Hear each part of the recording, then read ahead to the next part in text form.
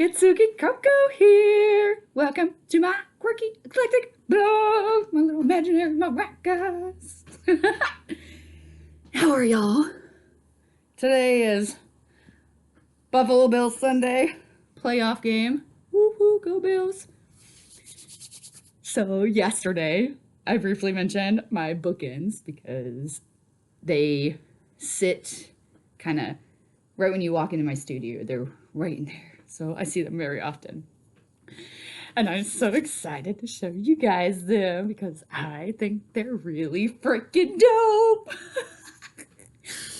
So, backstory, I found them, I think at like a secondhand store, like a consignment place. And these are really beefy. Like, these are the most gorgeous bookends I have ever seen in my life. Are you guys ready to see it? Look how beautiful. It's like a map. Isn't it stunning? We got our globe and our sextant and I think it's wow, brain fart. I can't remember what it's called. Not binoculars, that's the singular one. Anyway, isn't it gorgeous? I have two of them, but it's like massive. It's huge, right? What does it say on the back? Universal Statuary Corp, Chicago, 1967. It says 433 on the back of it. Aren't these gorgeous? And, oh, I just realized it has Hispaniola on it. So, like a Spain theme, which is pretty dope. And it goes very nicely with my kaleidoscope. You guys, isn't this dope? I could like sit here and play with this all freaking day. Do you guys ever remember in like the 90s and the 2000s in school, usually you would have a book that was like those kaleidoscope pages, but then if you went cross-eyed looking at it, it would reveal images? I love those. I lived off those books, y'all. I was constantly doing it. So much so though, now as a grown adult who I don't have poor eyesight. I have really good eyesight. However, because of good old technology, my eyesight gets tired, I guess. And usually throughout my day-to-day is fine because it's a little blurry. However, I'm able to see details from, and I can focus my eyes on command. So I am capable of relaxing my eyes to let shit be blurry. But then if I want to focus on something, I'm able to focus my eyesight to see it. So sometimes I don't wear my glasses often, honestly. I really should.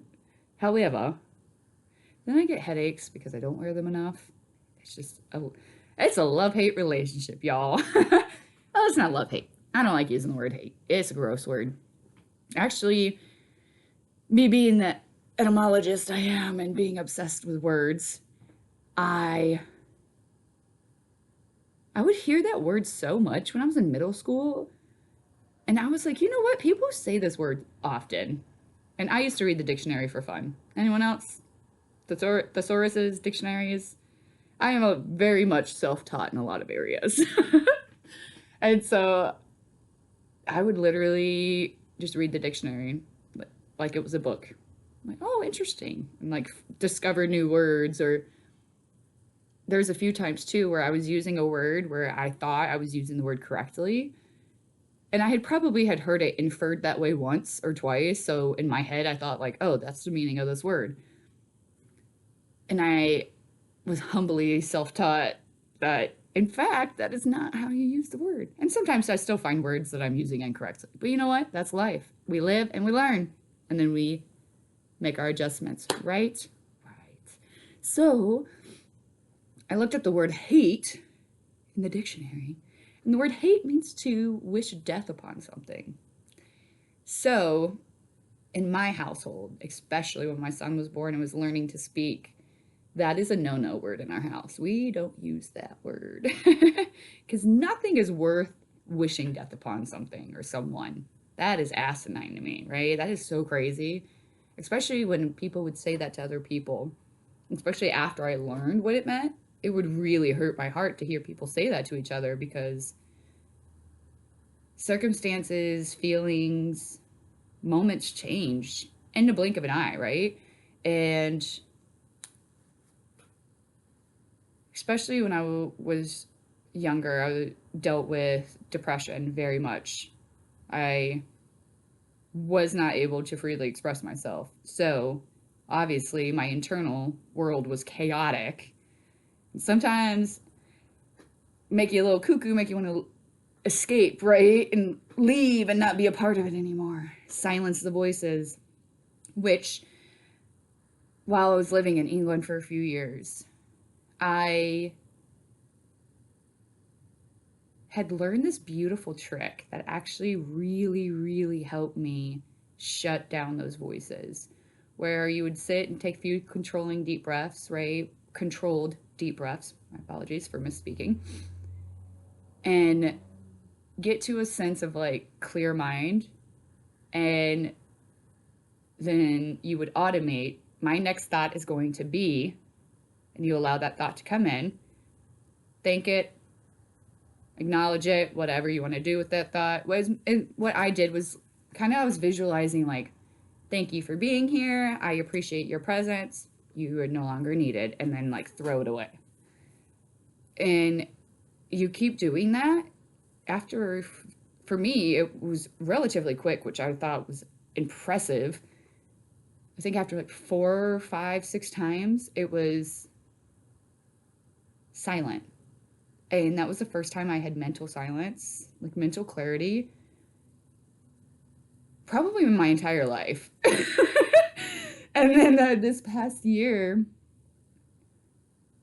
struggling with emotional discovery and like trying to figure out like, what is going on? Why am I feeling this? Why am I reacting this way? Why does this bother me, right?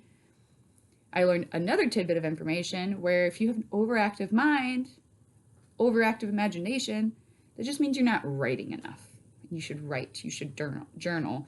And especially too, when you go to write these things down, a lot of times some of the thoughts aren't logical. They make no sense.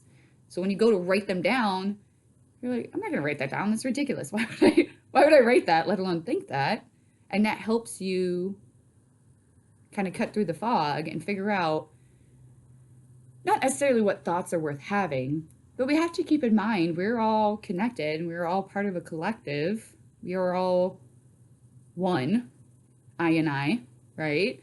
And so a lot of times it's, how would I word this? It's like,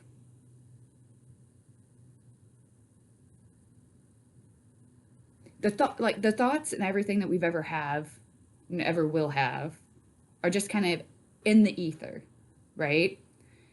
And very much where a lot of people probably notice too that when you have an idea or inspiration, right, but you don't act on it, a few months, a few weeks, a few years later, you find somebody generated that thought you had into existence. You're like, what? That's my idea. How did they get my idea? How they stole my idea, right? No, in fact, the ether had the thought and was giving it to a willing and able body. But if you didn't act on it, then it passes through you in a sense, and it goes to the next person who's willing to act on it or is willing to manifest it into existence.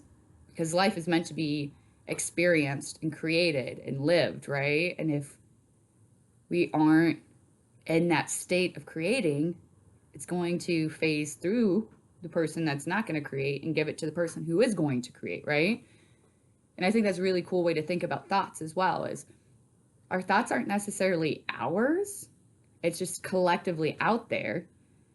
And our whole goal and journey in life is to discover what works for us, what matches, like what works for our experience, what resonates, right, with our mind, soul, body, spiritual, all of it, right? And I think that's pretty dang dope. And especially once I kind of put those pieces together, it really helped with mental clarity and with being able for me to sit down and realize what were other people's limited beliefs I was living through versus what is actually true for me and for me, right? And absolutely cutting out all those limited thoughts and like dropping them as I find them and discover them, because it's not a one and done type deal, right? We have to, it's just like in my video about how people are like trees, right? Where it's a spiral. We experience life in a spiral. It's not, growth isn't linear. It is an inward spiral into ourselves, into who we are deep within our core. And very much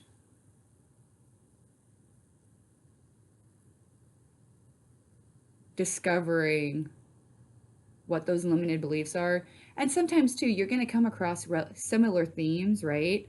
Where you're like, oh my gosh, I thought I was over this. I thought I was done with this. I thought I grew past this. You did. Absolutely, you did. Because now you can acknowledge it as it's happening instead of allowing it to happen to you. And it's divine source's way of giving you the perfect opportunity to prove or show that you are who you say you are, that you have learned the lesson, right? And that you are making the best decisions for self and making the best choices for your self-development and your growth to that next phase, so that you are able to allow more of what is for you to come in. And a lot of it too is the art of letting go expectation, letting go perfectionism, letting go what you think it should be, because our human brains are so limited, y'all. If you get caught up on how you think it should be and how you think it should go, then you're closing the door on all the beautiful potential opportunities that are for you, that are beyond your imagination and beyond your fathoming, right? And I find that pretty flippin' dope. So, I know I was supposed to talk about my bookends. We love our books, though. I'm in the process of curating my own library. You have to, because I obviously love reading and I love collecting books. Well, not collecting books. I love owning books and having books to read, especially being the bibliophile I am and hoarder of knowledge. Not hoarder. I like to share the knowledge I learn as well. So you have to have 1,000 books for your book collection to be considered a library. So I think I'm around 700 or 800 books. So I'm very, very close. Very, very close. I was actually going to try to recount all my books today so I could tell you guys the exact number. However, I have so many freaking books. I don't even know where they all are.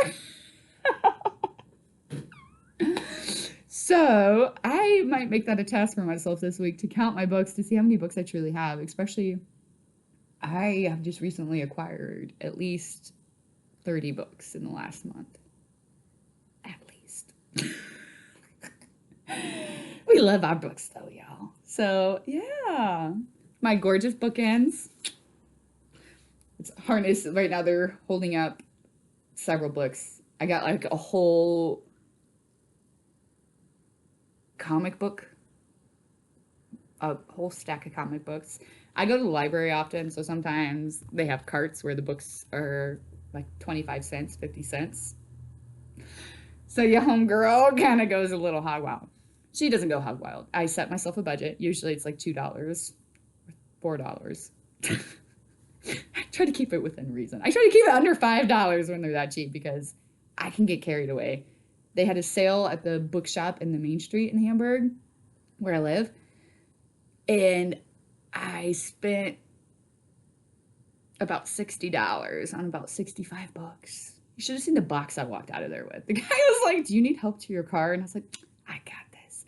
So I look tiny, but your girl loves reading, so she's always carrying around books, and books are heavy as fuck. So, muscles. Anywhooser, I love y'all big much, and I will see you guys tomorrow. Toodaloo!